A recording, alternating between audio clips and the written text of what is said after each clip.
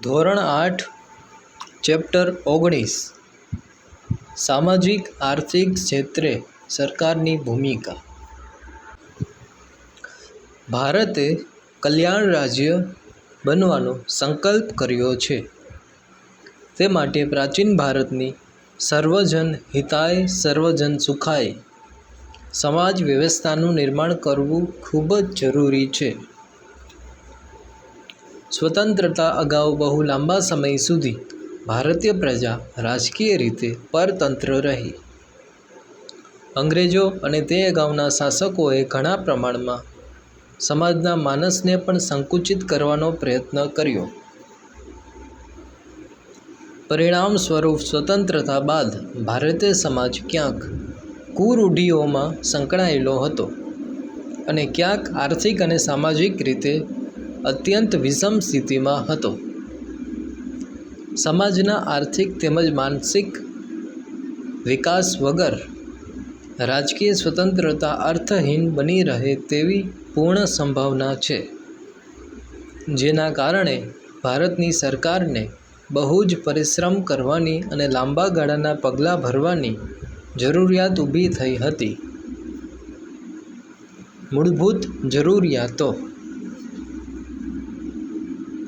એક સમયે અન્ન, વસ્ત્ર અને ઓટલો દરેક માનવ માટે સુલભ બને તેવા પ્રયત્ન થયા।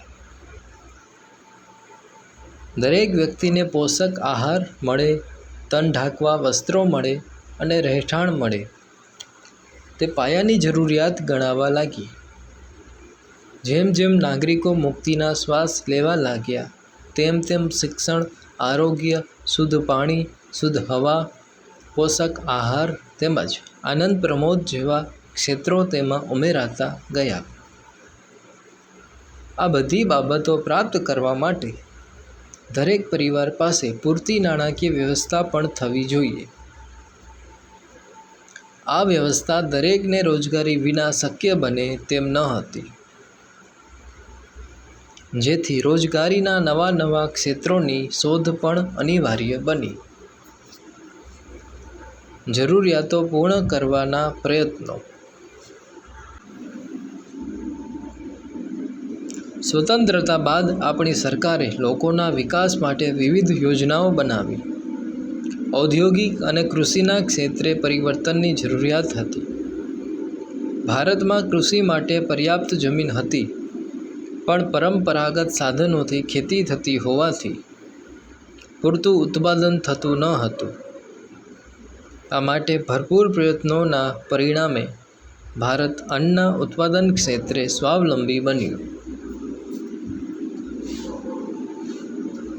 પ્રવૃત્તિ: હરિયાળી ક્રાંતિ માટે થયેલા પ્રયત્નોની વિગતો મેળવી વર્ગખંડમાં ચર્ચા કરો। ગામના વડીલો પાસેથી આજથી 50 વર્ષ પહેલાં ગામની ખેતી તેમજ ખેડૂતોની પરિસ્થિતિ વિશે જાણકારી મેળવો। હાલમાં ગુજરાતના વિવિધ ભાગોમાં ભૂગર્ભ પાણીની સમસ્યા થયેલી છે। આ સમસ્યાના નિવારણ માટે જળ સંચય કઈ રીતે કરી શકાય તેની માહિતી મેળવો। ખેતીની સ્થિતિ સુધારતા ખેડૂતોનું આર્થિક અને સામાજિક સ્તર ઊંચું આવ્યું તેવું આપણે અનુભવીએ છીએ। ખેતીના સ્તરને સુધારવા માટે અને ખેડૂતોને માર્ગદર્શન આપવા માટે સહકારી પ્રવૃત્તિનો ફાળો પણ ઘણો મોટો જોવા મળે છે। ખેત ઉત્પાદનોને વિશાળ બજાર મળી રહે તે માટે પણ ઘણા સારા પ્રયત્નો થઈ રહ્યા છે। ખેતીની સાથે સહકારી ક્ષેત્રે પશુપાલન અને દૂધ ઉત્પાદનને પણ કેન્દ્રમાં રાખ્યું, જેણે શ્વેત ક્રાંતિના મંડાણ કર્યા અને તેમાં સફળતા પણ મળી છે। ઔદ્યોગિક ક્ષેત્રનો આધાર દેશના સમાન વિકાસ માટે પણ જરૂરી છે। આ માટે પરિવહન અને કાચા માલની પ્રાપ્તિ જ્યાં હોય ત્યાં તેને આધારિત ઉદ્યોગો વિકસતા હોય છે, પણ તમામ વિસ્તારોમાં સ્થાનિક પરિસ્થિતિને આધારિત ઉદ્યોગો વિકસે તો ત્યાંના લોકોને રોજગારીની તકો મળી રહે, જે તેમના આર્થિક ઉત્થાનમાં કારણભૂત બને। આ માટે સરકાર દ્વારા નોંધપાત્ર પ્રયત્નો થતા રહ્યા છે. કેટલાક વિસ્તારોમાં સ્પેશિયલ ઇન્ડસ્ટ્રીયલ ઝોન બનાવવામાં આવ્યા છે. ત્યાં ઉદ્યોગ શરૂ કરનારને સરકાર દ્વારા ઉદ્યોગ માટેની સુવિધાઓ વાજબી ભાવમાં આપવામાં આવે છે. તેમજ કેટલાક સમય સુધી જુદા જુદા કરવેરામાંથી પણ મુક્તિ આપવામાં આવે છે. આવી વિવિધ યોજનાઓના પરિણામે રાષ્ટ્રનો ઔદ્યોગિક વિકાસ પણ સારો થયો છે, જેનાથી સમાજનો આર્થિક વિકાસ થયો, લોકોનું જીવન ધોરણ ઊંચું આવ્યું હોય તેવું અનુભવાય છે. પ્રવૃત્તિ: ગામના વડીલોનો સંપર્ક કરી ગામમાં 50 વર્ષ પહેલાં કેવા મકાનો હતા તે જાણો. તે સમયે ગામમાં પાકા મકાનોની સુવિધા હતી. લોકો કેવા કપડાં પહેરતા હતા. હવે પહેરવેશ તેમજ મકાનોની સ્થિતિમાં બદલાવ આવ્યો છે. બદલાવ આવ્યો હોય તો તેના કારણો જાણો. શિક્ષણ અને આરોગ્યના ક્ષેત્રો: સ્વતંત્રતા અગાઉ શિક્ષણ અને આરોગ્યની બાબતમાં લોકો ઓછા જાગૃત હતા તેમ કહેવું કેટલેક અંશે સાચું છે. અનેક ગામડાં ભારતના જનજીવનની તાસીર સમા હતા. તેમાં પ્રાથમિક શિક્ષણ તેમજ આરોગ્યની ખાસ સુવિધાઓ ન હતી. લોકશાહીને સફળ બનાવવા પણ શિક્ષણના પ્રસારની જરૂરિયાત હતી. સરકાર દ્વારા તેમજ કેટલાક અંશે જાહેર સંસ્થાઓ, મંડળો દ્વારા તે ક્ષેત્રમાં ખૂબ જ સારા પ્રયત્નો થયા છે.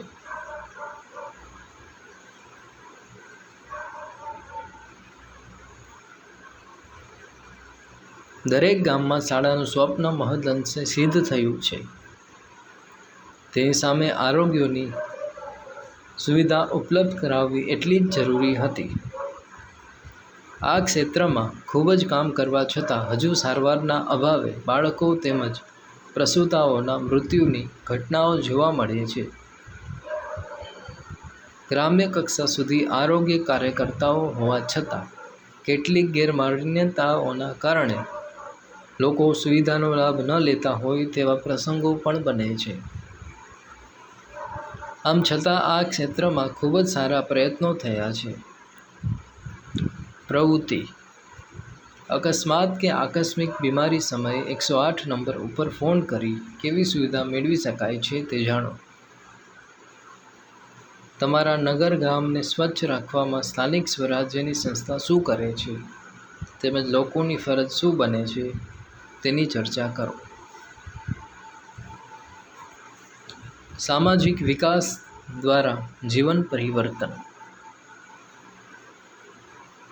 ભારતની સમાજ વ્યવસ્થામાં કેટલાક વર્ગો માટે સુવિધાઓ જ ઉપલબ્ધ ન હતી.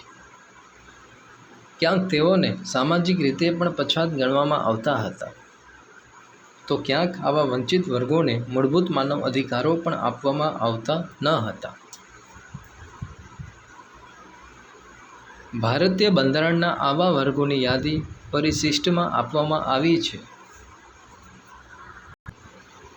અને આ વર્ગો માટે શિક્ષણ તેમજ રોજગારીના ક્ષેત્રમાં કેટલીક સુવિધાઓ પણ આપવામાં આવી છે, જેના કારણે આ વર્ગના વ્યક્તિઓ સમાજના અન્ય વર્ગોની હરોળમાં ઊભા રહેવા સક્ષમ બને છે. આ સાથે શિક્ષણના વિકાસના કારણે લોકોની માનસિકતા પણ બદલાઈ છે અને તમામ માનવને સમાન દરજ્જાથી જોવાની દ્રષ્ટિ નિર્મિત થયેલી છે.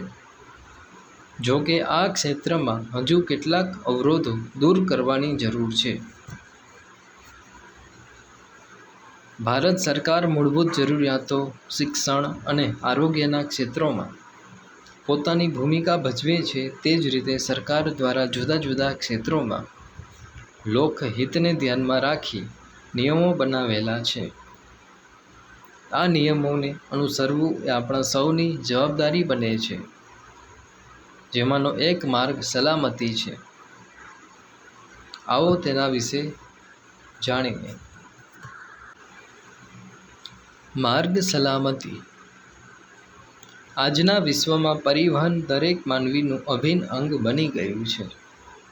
રસ્તાઓ અંતર ઘટાડે છે, પરંતુ બીજી તરફ માર્ગ અકસ્માતો લાખો લોકોને ઈજા પહોંચાડે છે અને પરિણામે ઘણા લોકો પોતાનો જીવ ગુમાવે છે. માર્ગ સલામતીના નિયમો દ્વારા મુસાફરી કરનારા તમામને સુરક્ષા પૂરી પાડવાનો હેતુ છે. માર્ગ સલામતી મહત્વ. દરરોજ અખબારો રસ્તાના અકસ્માતો અને દુર્ઘટનાઓના અહેવાલ આપે છે. માર્ગ અકસ્માતો અનિચ્છનીય ઘટનાઓ છે જે ઈજા અથવા મૃત્યુ તરફ દોરી જાય છે. આ મૃત્યુ અને ઈજાઓ નોંધપાત્ર સામાજિક અને આર્થિક નુકસાનમાં પરિણમે છે. સમસ્યા રસ્તાઓ સાથે છે, તે સાથે આપણી બેદરકારી પણ છે, જે આવી કમનસીબીમાં પરિણમે છે. માર્ગ અકસ્માતના કારણો. મોટાભાગના જીવલેણ અકસ્માતો વધુ ઝડપને કારણે થાય છે. ઝડપમાં વધારો અકસ્માતનું જોખમ અને અકસ્માત દરમિયાન ઈજાની તીવ્રતાને વધારે છે. વાહન ચલાવતી વખતે વધુ ઝડપે બેફામ ડ્રાઇવિંગ, ટ્રાફિકના નિયમોનું ઉલ્લંઘન, સંકેતોને સમજવામાં નિષ્ફળતા, થાક અને દારૂનો વપરાશ અકસ્માત નોતરે છે. પદયાત્રીઓની બેદરકારી, નિરક્ષરતા અને ખોટી જગ્યાએ રસ્તો ઓળંગવાથી અકસ્માતની સંભાવનાઓ વધી જાય છે. મુસાફરો દ્વારા હાથ કે મોં વાહનની બહાર કાઢવા, ડ્રાઈવરો સાથે વાત કરવી, ચાલતી બસ પકડવી વગેરે પણ અકસ્માતનું કારણ બને છે. વાહનોની બ્રેક અથવા સ્ટીયરિંગની નિષ્ફળતા, ટાયર ફાટવું, અપૂરતી હેડલાઇટ, વધારે વજન ભરવું એ પણ અકસ્માતના કારણો છે. ક્ષતિગ્રસ્ત માર્ગ, ખાડાઓ, ધોવાઈ ગયેલા રસ્તા, ગ્રામીણ માર્ગનો હાઈવે ડાયવર્ઝન પણ અકસ્માત સર્જી શકે છે.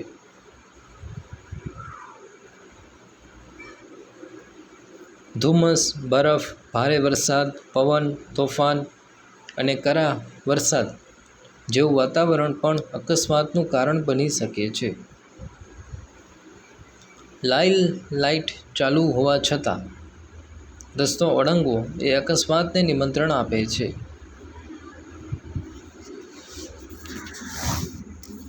માર્ગ અકસ્માત નિવારવાના પગલાં. સરકારની ભૂમિકા. ગુજરાત સરકારના માર્ગ પરિવહન અને રાજમાર્ગ મંત્રાલય દ્વારા માર્ગ અકસ્માતોની સંખ્યા ઘટાડવા માટે ગંભીર પગલાં લેવામાં આવ્યા છે. સંભવિત અકસ્માત ક્ષેત્રોના રસ્તા સુધારવા પગલાં લેવા, વધુ ટ્રાફિકવાળા રસ્તા ઉપર ટ્રાફિક સિગ્નલો અને રસ્તાના ચિહ્નો સારી સ્થિતિમાં રાખવા, શહેરી અને ગ્રામીણ વિસ્તારોમાં યોગ્ય રસ્તાઓનું નિર્માણ, બેફામ ગતિએ દોડતા વાહનોને પકડવા સીસીટીવી કેમેરા લગાવવા,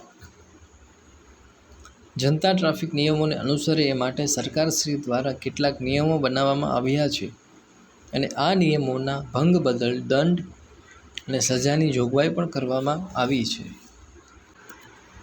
માર્ગ સલામતી સપ્તાહ, માર્ગ સલામતી માસ. ટ્રાફિક નિયમો અંગે જનજાગૃતિને પ્રોત્સાહન આપવા અને માર્ગ અકસ્માતોને કારણે થતા નુકસાનને ઘટાડવાના ઉદ્દેશ્ય સાથે દર વર્ષે માર્ગ સલામતી સંબંધિત વિવિધ કાર્યક્રમો હાથ ધરવામાં આવે છે. માર્ગ સલામતીને લગતા શૈક્ષણિક બેનરો, સલામતી પોસ્ટર, પત્રિકાઓ અને પુસ્તિકાનું વિતરણ કરવામાં આવે છે. ભારત સરકાર તેમજ ગુજરાત સરકાર સામાન્ય રીતે દર વર્ષે જાન્યુઆરી મહિના દરમિયાન માર્ગ સલામતી સપ્તાહ માસ જાગૃતિનું આયોજન કરે છે. જાણવું ગમશે વિશ્વ સ્મૃતિ દિવસ. રોડ અકસ્માતના ભોગ બનેલા લોકો માટે વિશ્વ સ્મૃતિ દિવસ દર વર્ષે નવેમ્બરમાં ત્રીજા રવિવારે ઉજવાય છે. તેની શરૂઆત 1993માં બ્રિટિશ રોડ ક્રેશ પીડિત ચેરિટી રોડ પીસ દ્વારા કરવામાં આવી હતી અને 2005માં સંયુક્ત રાષ્ટ્ર મહાસભા દ્વારા તેને અપનાવવામાં આવી હતી.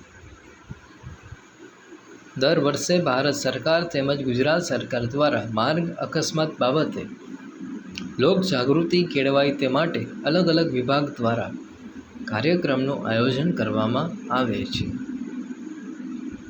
મીડિયાની ભૂમિકા. રેડિયો, ટીવી, ફિલ્મો અને જાહેરાત જેવા માધ્યમો માર્ગ સલામતી અંગે જાગૃતિ લાવવાની જવાબદારી ઉપાડી શકે છે. માતા-પિતા અને શિક્ષકોની ભૂમિકા. વાલીઓ અને શિક્ષકો નાના બાળકોને માર્ગ સલામતી શિક્ષણ આપવામાં મહત્ત્વની ભૂમિકા ભજવે છે.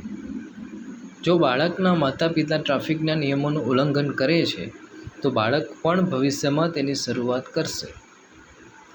બાળકોમાં ખોટી આદત વિકસિત ન થાય તે માટે ડ્રાઇવિંગનું ખોટું અનુકરણ કરતી વિડીયો અને કોમ્પ્યુટર ગેમ્સ રમતા બાળકોને માતા-પિતા દ્વારા અટકાવવા જોઈએ. બાળકોને ટ્રાફિક સિગ્નલો અને નિયમો વિશે શીખવામાં સહાય કરો. તેમને રાહ જોવાની સૂચના આપો. સાચો સંકેત અને રસ્તો ઓળંગતી વખતે ઝીબ્રા ક્રોસિંગનો ઉપયોગ કરવા સમજ આપો. તેમને ચેતવણી આપો કે રસ્તાની આજુબાજુ અથવા રસ્તા પર ન દોડો. રસ્તા પર ચાલતી વખતે ફૂટપાથનો ઉપયોગ કરવાનું શીખવો. બાળકોને નાનપણથી જ માર્ગ સલામતીનું શિક્ષણ આપો. વ્યક્તિગત જવાબદારી.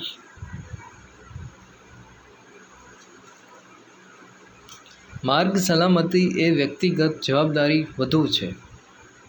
જે વાહન ચલાવે છે તેણે ડ્રાઇવિંગ લાયસન્સ મેળવવા માટે તાલીમ અને પરીક્ષણોમાંથી પસાર થવાનું હોય છે. ડ્રાઇવિંગ લાયસન્સ, વાહનને લગતા અન્ય દસ્તાવેજો રાખવા ફરજિયાત છે. આપણે કેટલીક વ્યક્તિગત જવાબદારીઓ માર્ગ સલામતી માટે અત્યંત આવશ્યક છે, જે નીચે પ્રમાણે છે. પ્રથમ, રાહદારીઓને ઝીબ્રા ક્રોસિંગ પહેલાં પસાર કરવા દેવું. ડ્રાઇવિંગ કરતી વખતે મોબાઈલનો ક્યારેય ઉપયોગ કરશો નહીં. Seat belt. અકસ્માતમાં કારમાં બેઠેલા વ્યક્તિના મૃત્યુની સંભાવના 60% વધુ ઘટાડે છે. આથી સીટ બેલ્ટ અવશ્ય પહેરો. સારી ગુણવત્તાવાળું હેલ્મેટ માથામાં ગંભીર ઈજા થવાની શક્યતા 70% વધુ ઘટાડે છે. આથી ટુ વ્હીલર ચલાવતી વખતે તમારા માથાનું રક્ષણ કરવા માટે હેલ્મેટ પહેરો. ક્યારેય પણ જોખમી રીતે વધુ ઝડપે વાહન ના હંકારો. ટ્રાફિકના નિયમો અને સંકેતોનું પાલન કરો. નશાની હાલતમાં વાહન ચલાવવું નહીં. બ્રેક ન લાગે તો ગંભીર અકસ્માતમાં પરિણમી શકે છે. તેથી વાહન સારી સ્થિતિમાં હોવું જોઈએ અને નિયમિત સમયે મરામત કરવી. રસ્તો બધા વાપરી શકે તે રીતે ઉપયોગ કરો. ગતિ મર્યાદાઓનું પાલન કરો. સલાહ સૂચનો માર્ગ સલામતી બાબતે. માનવરહિત રેલવે ક્રોસિંગ પર સ્વયં સંચાલિત માર્ગ અવરોધક મૂકવા જોઈએ. સાયકલ સવારો માટે એક અલગ માર્ગ ઘણા લાભો આપશે અને માર્ગ અકસ્માતો ઘટાડશે.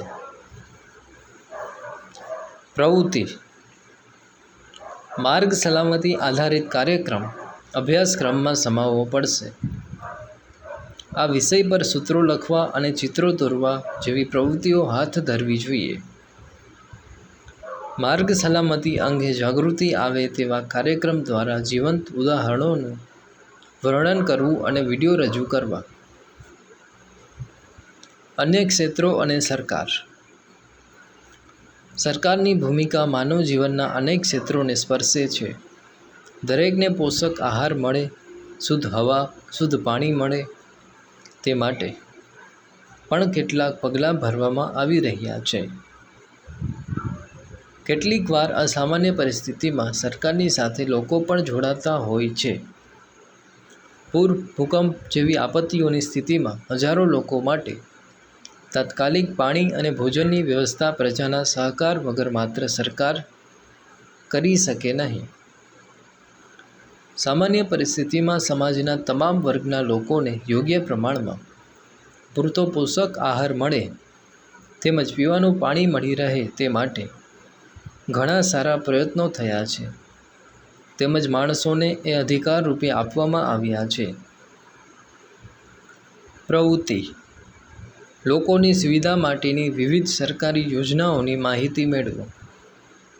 જાહેર શૌચાલયો, દરેક ઘરે પાણી પહોંચાડવું, આવાસ યોજના, સ્વચ્છતા, આરોગ્ય સેવાઓ, શિક્ષણ સંસ્થાઓની વિગતો નોંધો.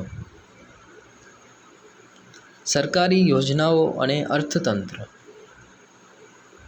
આપણે જોયું, દરેક નાગરિકોનું જીવન ધોરણ ઊંચું આવે અને તેમને પ્રાથમિક સુવિધાઓ મળે તે માટે સરકારને ઘણા નાણાં ખર્ચવા પડે છે. આ માટે સરકાર વિવિધ કર ઉઘરાવી આવક ઊભી કરે છે. ક્યારેય વિચાર કર્યો છે કે તમારા ગામમાં આવતી બસ તમને કેટલી સુવિધા આપે છે?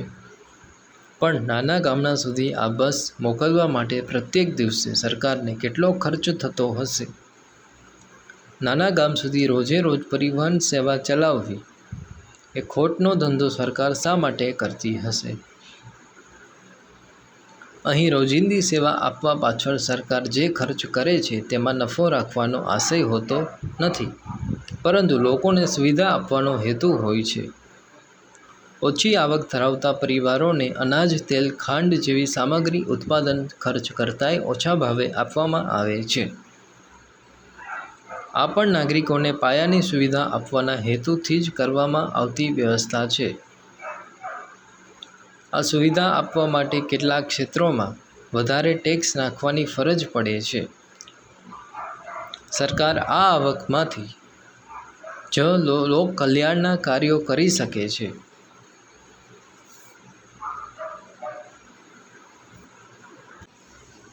પ્રવૃત્તિ: તમારા વિસ્તારની નજીકમાં એવી વસાહતની મુલાકાત લો અને ત્યાં મકાન માટે સરકારે આપેલ જગ્યા તેમજ બાંધકામ માટે આપેલ સહાયની માહિતી મેળવો. સામાન્ય રેસ્ટોરન્ટમાં જમવા જનાર પાસે જમવાના પૈસા ઉપરાંત ટેક્સ લેવામાં આવતો નથી, પણ કોઈ મોટી હોટલમાં જમવા જઈએ તો જમવાના બિલમાં ટેક્સ ઉમેરવામાં આવે છે. આને શા માટે ભેદભાવ ન ગણાય? ચર્ચા કરો. કેવા લઘુ ઉદ્યોગોને સરકારે છૂટછાટ આપવી જોઈએ તે કોઈ તજજ્ઞ પાસેથી જાણો. લોકોને રોજગારી મળી રહે તે માટે મહાત્મા ગાંધી રાષ્ટ્રીય ગ્રામીણ રોજગાર બાંહેધરી અધિનિયમ, મનરેગા, જવાહરલાલ રોજગાર યોજના, આત્મનિર્ભર ભારત જેવી યોજનાઓની માહિતી મેળવો.